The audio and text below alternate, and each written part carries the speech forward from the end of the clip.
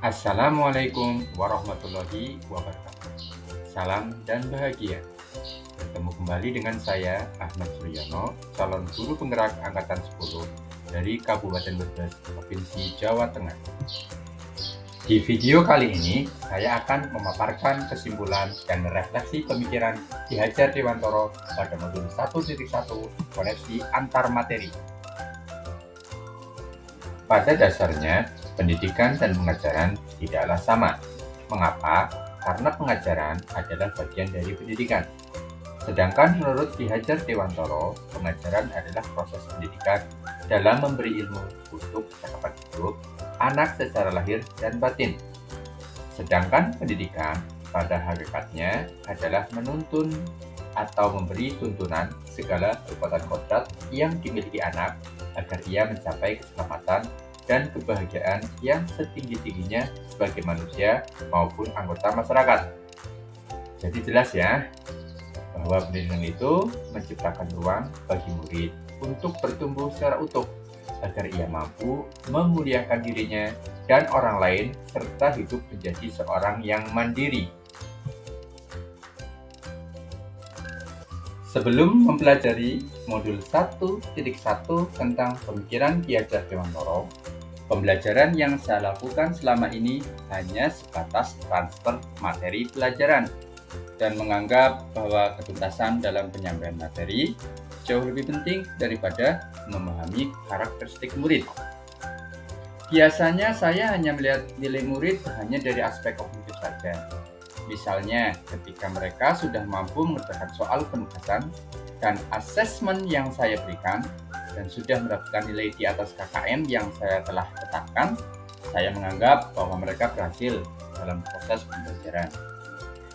Hal lain, ya saya beranggapan bahwa murid hanya sebagai objek pembelajaran, sehingga pembelajaran saya selalu hanya terpusat pada diri saya atau terpusat pada guru, atau menggunakan metode Center Teacher Learning yang pada akhirnya saya sering merasa lelah karena belum menggunakan pengajaran yang bervariatif yang berpusat pada murid atau Student Center Learning. Sebelumnya saya tidak memperdulikan apakah murid sudah benar-benar paham dari apa yang saya ajarkan. Saat itu fokus saya adalah lebih pada ketercapaian materi. Karena materi-materi yang saya ajarkan di tiap-tiap semesternya itu cukup banyak. Saya pun hanya meminta peserta didik saya untuk menghafal materi yang saya ajarkan, tanpa memikirkan bagaimana cara agar materi tersebut dapat dipahami dengan seutuhnya.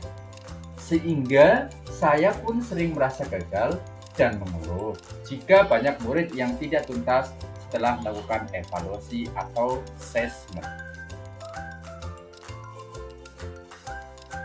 Setelah saya mempelajari modul 1.1 tentang pemikiran Ki Hajar Dewantoro, saya menyadari bahwa apa yang saya pikirkan dan saya lakukan selama ini kurang tepat. Seharusnya saya melakukan proses pembelajaran secara menyeluruh, bukan hanya aspek kognitif saja, namun juga afektif, psikomotorik, spiritual, sosial, serta budaya. Murid bukan sebagai objek pembelajaran, melainkan subjek pembelajaran. Artinya, murid memiliki kebebasan untuk berekspresi, mengemukakan pendapat, dan berkreasi sesuai dengan metode atau model pembelajaran serta media yang tepat. Guru seharusnya sebagai fasilitator dalam pembelajaran. Guru pun harus ikhlas dan penuh kesabaran dengan segala ketulusan hati agar terwujud pelajaran yang menyenangkan dan berpusat pada murid. Selain itu, saya juga harus mempelajari karakteristik murid karena setiap anak dilahirkan dengan kelebihan dan kekurangan. Saya harus menghargai setiap karakter murid dan memberikan kesempatan untuk mereka tumbuh sesuai dengan kodrat. Hal-hal yang dapat segera saya terapkan dalam pembelajaran di kelas tengah antara lain merancang pembelajaran yang interaktif dan menyenangkan dengan melibatkan murid sesuai dengan metode Student Centered Learning. Berikutnya, saya akan menerapkan pembelajaran abad 21 yang sesuai dengan pemikiran Ki Hajar Dewantara yang berpikir kritis, kreatif, komunikatif, dan kolaboratif dengan berperan teguh pada konsep memerdekakan anak.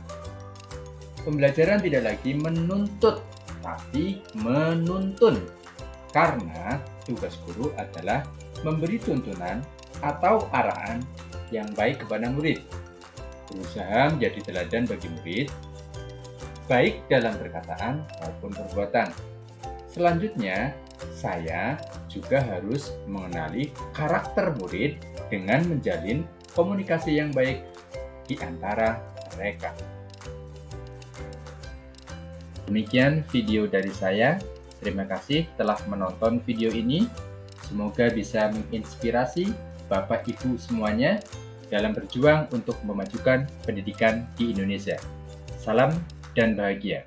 Wassalamualaikum warahmatullahi wabarakatuh.